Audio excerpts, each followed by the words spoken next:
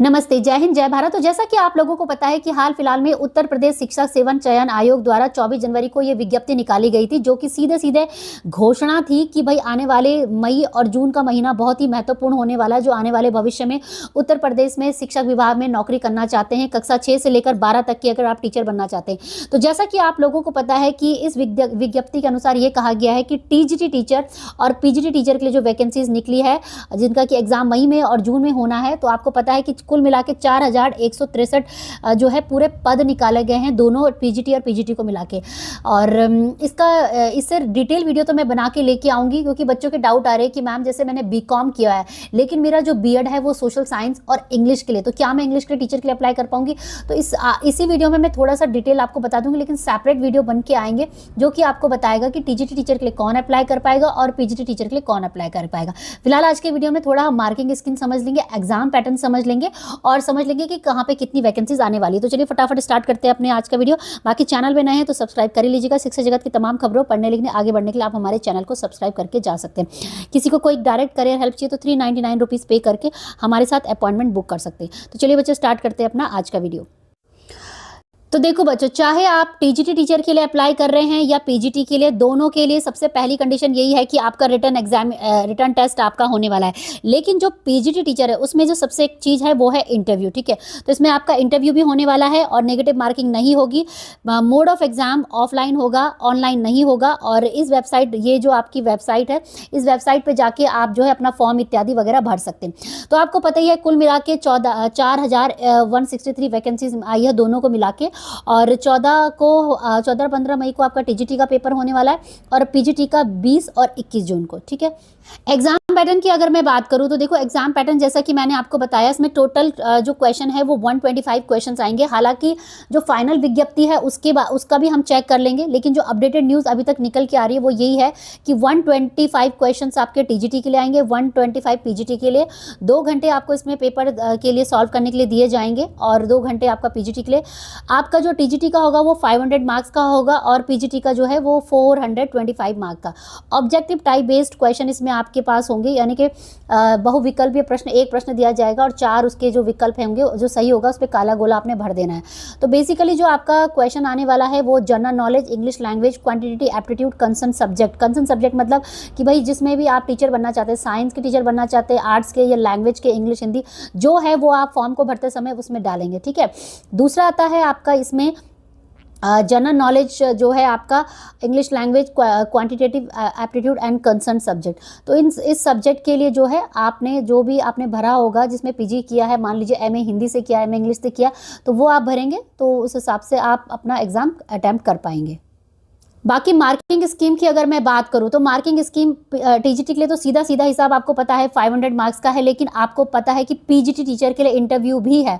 तो इंटरव्यू के marks 50% marks है और स्पेशल क्वालिफिकेशन के 25% मार्क्स। तो टोटल कुल मिला के 425 85% आपका यहाँ होगा, 50% इंटरव्यू में होगा, 25%। तो कुल मिला के जो है आपके 500 मार्क्स का जो है आपका ये दोनों का पेपर मिलके बनेगा। तो 425 मार्क्स की जो हम बात कर रहे थे वो है आपका केवल रिटर्न एग्जामिनेशन का, ठीक है। बाकी इसके साथ साथ जो सबसे इंपॉर्टेंट चीज यहाँ पे देखी गई है कि जो 4000 इतनी वैकेंसीज आई है ना, इसमें 2 कोटे भी हैं। एक कोटा मेल फीमेल का है और मेल फीमेल। तो कि 2021 और 22 की जो विज्ञप्ति थी कि भाई टीजीटी टीचर में क्या भरना है, पीजीटी टीचर, उसे भी हम थोड़ा सा समझ लेते हैं। बाकी डिटेल वीडियो इसके लिए सेपरेटली चैनल पे आएगा। तो आगे हम देखेंगे कि जो 2021 में प्रवक्ता की वैकेंसीज निकली थी और जो 2022 में आपके पास टीजीटी टीचर की वैकेंसीज निकली थी, तो उसमें क्या क्या उन्होंने क्राइटेरिया दिया था। यानी कि जैसे बच्चों का डाउट होता है कि मैम कॉमर्स वाले भर सकते हैं या नहीं भर सकते, मेरा एमए हिंदी में है लेकिन ग्रेजुएशन में हिंदी नहीं है, तो वो सारे डाउट जो है इस पीडीएफ में थोड़ा बहुत मैं आपको क्लियर कर दूंगी। बाकी डिटेल सेपरेट वीडियो तो जैसा कि मैंने बताया आप लोगों के लिए अलग से बनाया जाएगा, टीजीटी के लिए अलग है और पीजीटी के लिए अलग, ठीक है। तो समझते हैं इसे। मान लीजिए कि अगर आपने 9 से 10 के टीचर के लिए अप्लाई करना है, हिंदी के टीचर के लिए, तो उन्होंने बोला है बीए हिंदी एवं संस्कृत के साथ इंटरमीडिएट अथवा समकक्ष परीक्षा एवं बीएड या अन्य समकक्ष डिग्री आपके पास होनी चाहिए।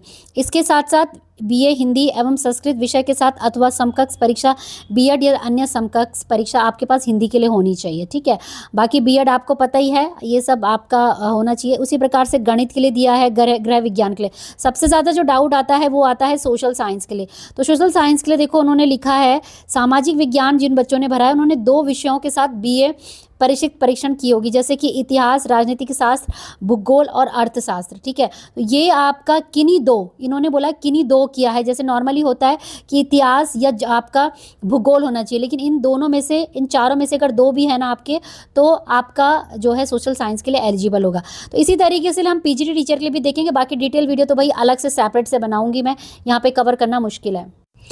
तो ये है पीजीटी टीचर का जो एडवर्टाइजमेंट आया था 2021 में। उसमें सबसे पहले जो हिंदी के बच्चे हैं उन्हीं का मैं डाउट क्लियर कर देती हूँ। हिंदी के बच्चों के लिए उन्होंने लिखा है साफ साफ, हिंदी में एमए तथा संस्कृत के साथ बीए। देखो अगर आपने मान लीजिए ग्रेजुएशन किसी भी सब्जेक्ट में किया लेकिन एमए हिंदी से किया है तो आप इसमें अप्लाई नहीं कर सकते। उन्होंने बोला है संस्कृत के साथ बीए अथवा शास्त्रीय परीक्षा राजकीय संस्कृत कॉलेज वाराणसी एवं संपूर्णानंद विश्वविद्यालय वाराणसी से किया होना चाहिए। यानी कि कुल मिला के जो बच्चे पीजीटी टीचर के लिए अप्लाई करेंगे उनका ग्रेजुएशन लेवल पे भी जो है हिंदी या संस्कृत में इनमें से कोई ना कोई आपका पढ़ा होना चाहिए, ठीक है। तो ये उन्होंने हिंदी के टीचर के लिए बताया है। बाकी गणित है, गृह विज्ञान है, अंग्रेजी के टीचर के लिए उन्होंने बोला है कि आपका भैया एमए इंग्लिश में होना चाहिए, आपका पढ़ा होना चाहिए।